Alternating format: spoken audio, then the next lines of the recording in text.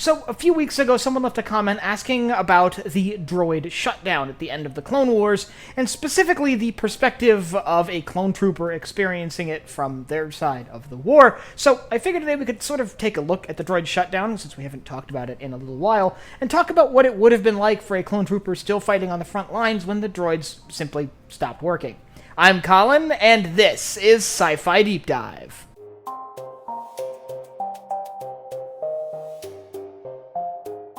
Remember, if you enjoyed this video, to head down below and hit that subscribe button. So, at the end of the Clone Wars, as the Separatists started to fall apart, and the Republic Outer Rim sieges started to really gain ground, the Separatist ruling council was all killed, and a shutdown order was dispatched to all droid forces still attached to the network connecting all of the droid command and control centers together. The end result were droid armies across the galaxy shutting down, and the Clone Wars functionally coming to an end, even though it took a little bit of time for Separatist holdouts to be finished off, and the biological forces of the CIS to finally be subdued by Imperial forces.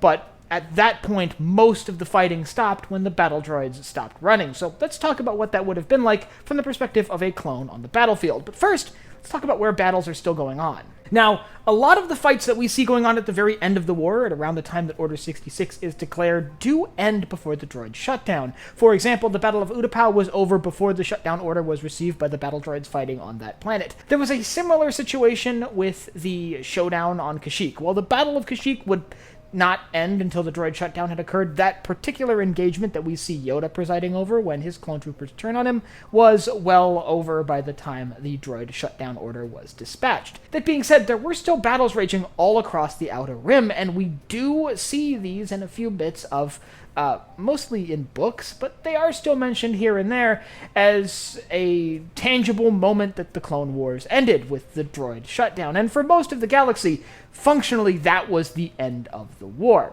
So let's talk about what that would have been like on the battlefield. So as a clone trooper, you would have likely not been aware of the major political changes happening on Coruscant, the end of the Republic, the rise of the Empire, the death of Count Dooku, or the death of Separatist leadership at the Battle of Utapau. You would maybe have some whispers that the war was nearly at its end and that the Separatists were on the verge of collapse, but beyond that, you wouldn't have any concrete information, and ultimately on the battlefield, it doesn't really matter that much.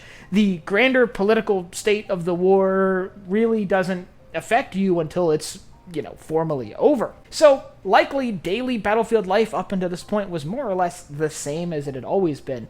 Constant pushes against Separatist positions, who at this point were mainly on the defensive in most of their engagements. With a few notable exceptions, the Separatists were more or less holding positions while the Republic was attempting to push Separatists off of deeply entrenched pro-Separatist worlds, characteristic of the Outer Rim sieges. Now, in some battles, these shutdowns likely happened in the middle of pitched combat, where droids and clones were in fierce competition with one another, fighting over pieces of ground or key tactical assets when the shutdown order was received, and it was likely fairly similar to the shutdown we see of the droids following the destruction of the droid control ship during the Battle of Naboo. They likely all just simply slumped over and stopped working. It likely would have taken the clone troopers on the battlefield a few seconds to figure out what was going on and to realize that their adversaries weren't shooting back, and at that point, confusion likely took over, with clones wondering what had happened, and likely quite a few would have deduced that the war was over and that the droids had received a shutdown order, while others might have suspected it was simply an operation by Republic intelligence or Republic Secret Service that had managed to disable the functionality of the battle droids. It wouldn't be long before the information is disseminated, though, that the war was over and that the droid army had received a shutdown order, and then it would become clear that what they had seen was actually the final deactivation of the battle droids. In places where the battle wasn't ongoing and they weren't in direct contact with droid forces, the situation might have been a bit more murky. Perhaps rumors that the droid encampments were dark and that the droids were nowhere to be seen, or that the droids were all in a shutdown state, would be met by scouts sent out to investigate these claims and would come back and report that the droids were in fact shut down.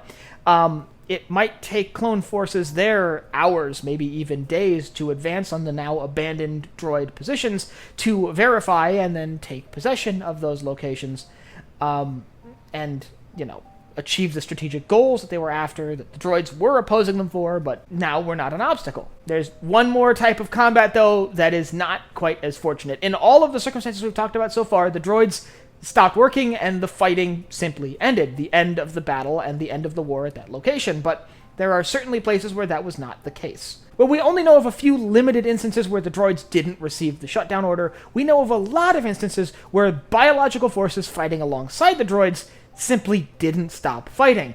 While their droid companions stopped working in combat, the local militia fighters fighting on their homeworld to repel a Republic invasion were still just as motivated and would continue to fight Imperial forces until they had won a firm victory. These would become what are known as Separatist holdouts and would last well into the days of the Empire and be a nice, efficient boogeyman for the Empire to point to in the early days for the cause of basically all of the galaxy's problems. Still, all of these Separatist holdouts did eventually fall prey to Imperial forces, which did overrun them one by one, and the few that maybe arguably did survive ended up falling in with the Rebel Alliance years down the line and would be completely absorbed into that faction and lose their Separatist roots, leaving the now victorious Galactic Empire with another problem: a mountain of deactivated battle droids and abandoned Separatist military equipment that they now have to figure out what they're going to do with.